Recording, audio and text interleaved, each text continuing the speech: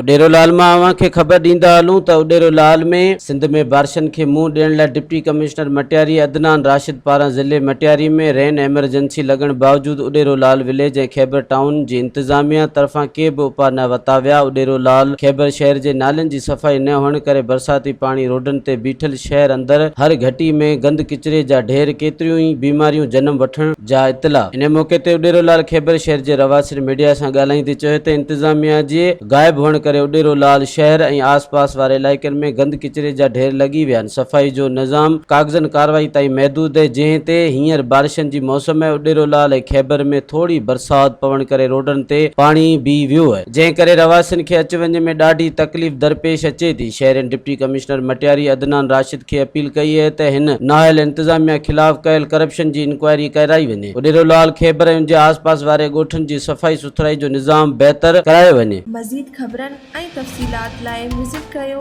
असांजी website www.awamiNewsHD.com ऐं ॾिसंदा रहो अवामी न्यूज़ HD।